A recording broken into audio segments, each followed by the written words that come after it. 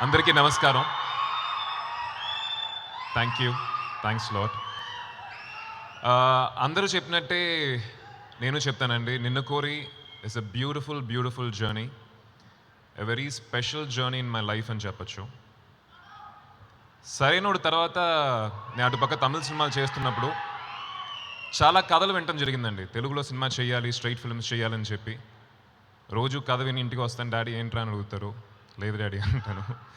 అట్లా దగ్గర 2.5 months వెళ్ళింది. చివరికి డాడీ ఏంటి అసలు వాట్ యూ వాంట్ డూ అంటే, I want do different films daddy, మంచి సినిమాలు నేను ఒక పార్ట్గా ఉందాం అనుకుంటున్నాను, సో డోంట్ ఫోర్స్ మీ అని చెప్పాను. Daddy also said okay. One fine day this man Kona గారు అండ్ శివ వీళ్ళిద్దరు వచ్చి కథ చెప్పారు. అండ్ చెప్పిన వెంటనే నేను చేస్తున్నానండి అని చెప్పి ఐ లెఫ్ట్ అంతే.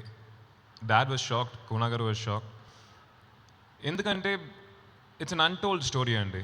ప్రతి సినిమా ఒక చోట ముగుసుద్ది, ఈ సినిమా అక్కడి నుంచి స్టార్ట్ అవుద్ది.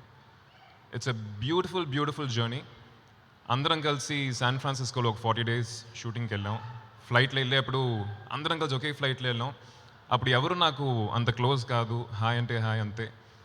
తిరిగి వచ్చేప్పుడు ఒక ఫ్యామిలీ మెంబర్స్ కింద వచ్చాం. ఒక మంచి మిత్రుడు దొరికాడు, ఒక మంచి కో యాక్ట్రెస్, ఒక మంచి కోనా గారు, మంచి ప్రొడ్యూసర్ అండ్ అంకుల్ అని పిలుస్తాను నేను.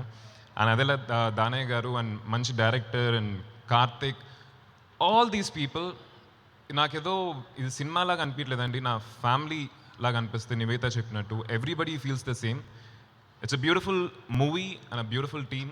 July 7th మీ ముందుకు వస్తున్నాం, చూసి ఆదరించండి. థ్యాంక్ యూ ఆది చెప్పింది నిజమే. వైశాలి, అలాగే సరైనోడు, మరకతమణి లాంటి డిఫరెంట్ కైండ్స్ ఆఫ్ మూవీ